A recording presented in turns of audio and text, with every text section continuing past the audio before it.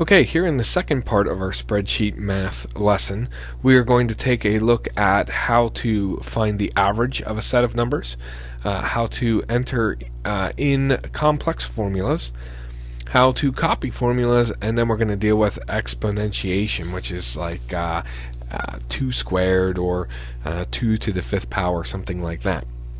So the first thing we're going to start off with is an average, and if you have a set of numbers and you want to find the average of it, you typically add those numbers together and then divide by the total number of numbers and you get the average. So let's do a little example here. In cell A1, I'm just going to put in a series of numbers.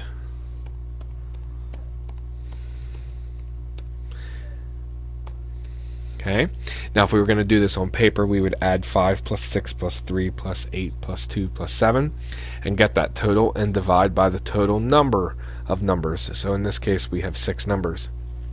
So we take that total and divide it by 6 and we would get our average. What we can do is a formula in our spreadsheet that will automatically find that average for us.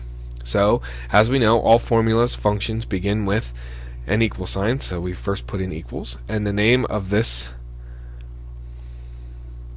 function is average. Now you'll notice that it has parentheses behind it. So we have to put our left parenthesis to start it. And if you remember back to our first example, we're going to put a range of numbers. So I'm going to select A1 through A7. And you'll notice that it puts those numbers in for me, those cell references in for me automatically. I don't need to put the end parenthesis because when I press enter, it will do it for me automatically. So I've selected those numbers, it's added them together and divided by our total number, and it has given me an average. All right. Next we're going to do an example that's a little bit more complex. And if you look over here to the right, I have a formula. I'm going to do 2 plus 10 divided by 4 plus 20. Once again, if we were going to do that on paper, we would add 2 plus 10, which is 12, divided by 4 plus 20, which is 24. So we do our addition first, and then we do our division.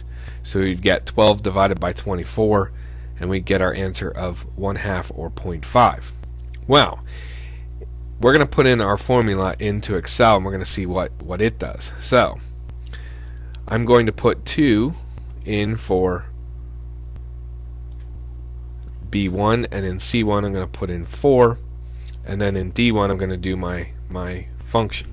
So I'm going to say equals B1 plus 10 divided by C1 plus 20. Now if it does it correctly, I should get the answer of 0.5. What happens is I get the answer of 24.5. Why is it wrong? Well, because the spreadsheet interpreted it as 20 plus 10 divided by 10 plus 20, which equals 41. If you use formulas with equations in the numerator and denominator, you need to use parentheses to force the spreadsheet to calculate them properly. So what we're going to do is go back to D1, and in our formula bar, I'm going to put parentheses around my numerator and denominator. So I'm going to say B1 plus B10 in parentheses. That forces it to do that first. And then C1 plus C20 in parentheses. That forces it to do that one second. Get those answers and then divide.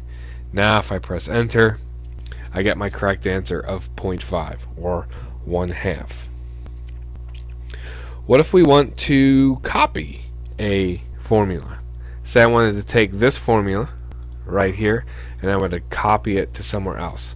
All I have to do is right click and press copy, then select where I want to paste it. So I'm going to paste it down here in D8, and I'm going to right click and I'm going to paste.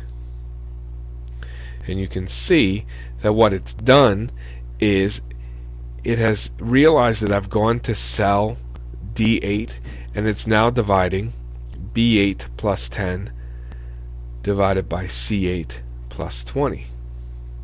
Okay, and so I still get my answer of 0.5 because there's nothing in B8 and C8, so I'm getting 0 plus 10 divided by 0 plus 20, 10 over 20 is still half. If I put numbers in here, maybe something like 5 and 10, you'll see that my answer is automatically updating. Okay, I could even do something a little bit stranger, something like that. What if we wanted to copy the answer of the formula? So we want the actual answer. Once again, I'm going to right click and I'm going to copy,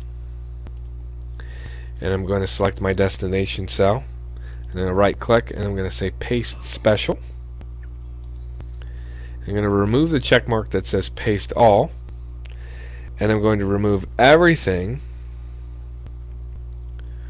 I'm going to remove the formulas checkbox, and I'm going to add a checkbox next to numbers.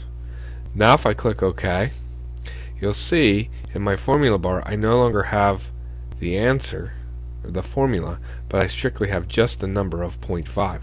If I update these numbers, notice this one changes because it still has the formula. This one does not. It's all by itself.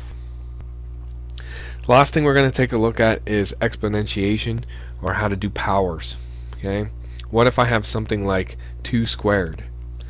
Well, I'm going to do equals, and I'm going to say 2 to the power of, I use a caret symbol, which is above the number 6, so shift 6.